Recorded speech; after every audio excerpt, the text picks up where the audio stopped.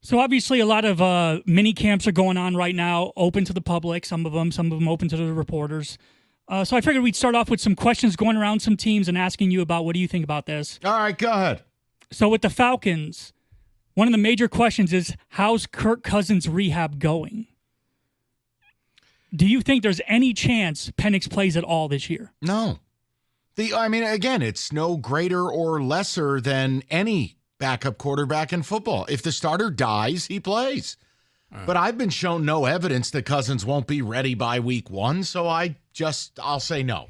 Yeah, I think the only way Penix plays if Cousins gets re-injured, not fully recovered, or the season just goes south, and in the last 4 games they say, screw it, maybe we made a mistake, let's see what the rookie has. Other than that, I agree with Mike. It's Cousins' job. Let's go to another 18, the Cardinals. How is Kyler Murray and Marvin Harrison Jr. connection coming along, and how dependent are they for that connection to work out this year? 100%.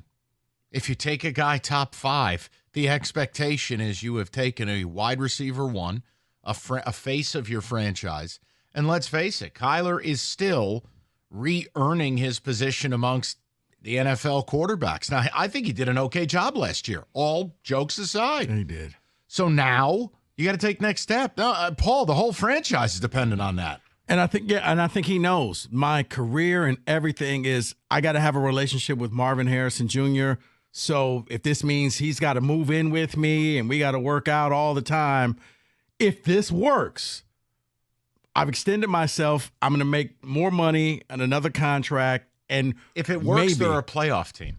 Why don't we just go to that next step? No, you're right. If Marvin Harrison it's hard to Jr. say. Right, but if he walks in the league and he's Tyreek Hill, or he's Jamar Chase, or he's JJ, Rico, if that's, because again, I don't think Seattle's that good. The Rams, I don't know, I man. think the Rams are a lot better than what people think. Okay. And also with the way rookie receivers are coming in right now, it's not a lot to ask for a guy to come in and make a big impact right away because so many rookies have done it over the last few years. Only in New York where your quarterback is in a neck brace and a wheelchair. And you know what? After watching him play, yeah, he is that type. He's always open. He's one of those guys, and they're rare, but he's a receiver that even when he's double covered, he's still open. All right, let's stick to receivers. Let's go over to Buffalo. How's the Bills' wide receiver depth chart going to shake out? Who's their number 1 guy? Who's the number 2 guy? What do you guys think? I mean, they have Shakur and they have Keon Coleman. I think it was a disastrous offseason for the Bills. I think it marks the end of their Super Bowl window. And now it's like, look, Josh Allen's going to get to an age. You can't run him into the ground or else he'll go the way of Cam Newton. And you don't have the receivers to support him. I think it's a very weak wide receiver room, quite frankly. Now they're tight ends. If we're considering Kincaid and Dawson Knox as still being wide receivers, a little better. If Buffalo was smart, they would go back to the old school West Coast type of offense where I'm going to throw to the open guy.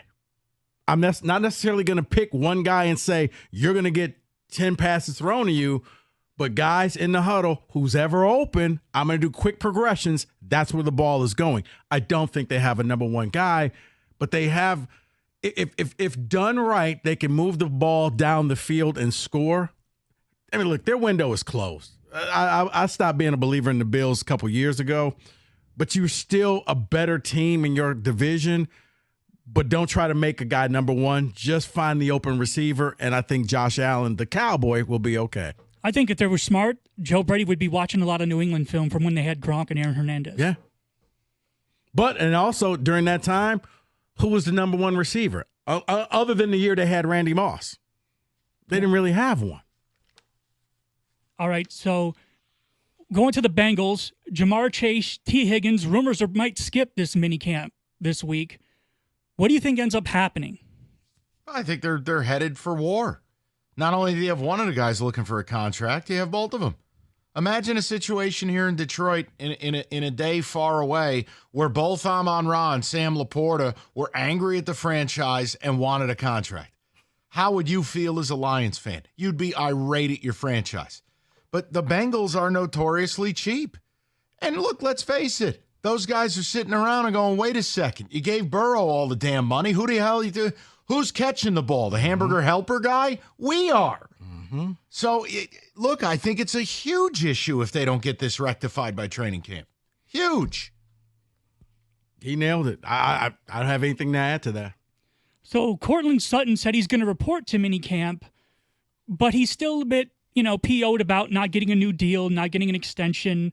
How do you think that's going to resolve itself? Same way. Brother, listen, this is not basketball. It's not baseball. These deals are not fully guaranteed, and you're playing a sport, you could be dead on the next snap. These guys want their money. I think Jamar Chase has earned it. I think T. Higgins has earned it. And any player who is without a deal has a right to squawk. Now, where you get into a real problem is when this stuff gets into the regular season and then you're skipping games, or maybe you're not playing when you could, a.k.a. Lamar 2 years ago. I've never been one to say I'm going to pay wide receivers, but if you're going to do it, I like what the Lions did. Let's just get in here. Let's pay Amon-Ra now, because trust me, in 3 weeks, no one's going to be talking about this. He won't be the highest paid wide receiver. The longer you wait, the more you're going to end up paying. So, yeah, this is one where the smarter teams already took care of this, and they're sitting back saying, man, we saved a lot of money by just doing this early. So the Raiders are famous for very head-scratching decisions, and they left their quarterback room up to Aiden O'Connell versus Gardner Minshew to be their starters. Who do you think wins the job, and do you think they can actually do anything in their division? Yeah, Minshew, and they could go to the playoffs. I don't think Denver's any good, and I think Harbaugh's going to need a year because they don't have the system in place. They don't have the pieces. Look, you can laugh, but there's a lot of Dan Campbell and Antonio Pierce. It is, Mike, but it's the reason why we disagree on this. I think it's Aiden O'Connell because they got this weird love affair for him out there. He's their guy, and that's gross. Raiders fans will fight you tooth and nail like, no, we can win with him. And I think that the coach believes in him as well because they kind of came up together, and it was like, because you were winning, I got this job, so I'm going to stick with you, and let's ride this thing out. Where Minshew, I think, is just kind of okay, in case of emergency, break glass, but I'm going to ride this out with Aiden O'Connell and see how far this can go. Yeah, over a cliff. You cannot start him. Just saying. They did last year. No, I know. No way. It may have been smoke and mirrors, I Mike. watched him win a game in Kansas City where he didn't throw a pass after the first quarter. It was like JJ at Penn State. You can't win that way. You can win a national title. What are you talking about? Okay, let's wrap it up with Mike's New York Giants. Let's not. How does the crowded wide receiver room sort itself out? Who cares? It's all just a game of figuring out who pushes Daniel Jones's wheelchair. It doesn't even matter. But you answer the question. Malik Neighbors. He's the only one we have. Wan'Dale Robinson's not even tall enough to ride a roller coaster at Cedar Point. Our tight end is out here using auto-tune. You didn't like Jalen Hyatt last year? But they never threw him the ball. Hey, I'm open 50 yards down the field. Once again, Paul. Quarterback, neck brace, wheelchair. It doesn't matter. You act as if he can't heal and get better. People get injured, they heal, they come back, and he's setting himself up to be comeback player of the year. Yeah. Hold on, Paul. With the Toronto Argonauts. There's one more. A guy who went from maybe being out of football and not coaching anymore. Don't know if you saw the news that just broke. The Steelers have announced they've re-signed Mike Tomlin to a 3-year extension. Mistake or no? No. Good head coach are hard to come by. And the Steelers are very loyal to their people. And he's a good head coach. Rico, is he a rah-rah guy more than schematics? Yes. But if the guy, and again, all of the issue of maybe leaving was about family and time away. And if you can get him signed, you sign him. Now, here's what we should finish with. Paul, true or false, you cannot get to the playoffs with Tua and his new look. I can't take him seriously without the facial hair. Yeah, it's kind of weird. Kind of. Same person. You cannot command a room that way. See, I was a little worried. Facial hair, and he dropped weight. Like, Tua, you may need to bulk up a little bit to take the hits, but dead by week 3.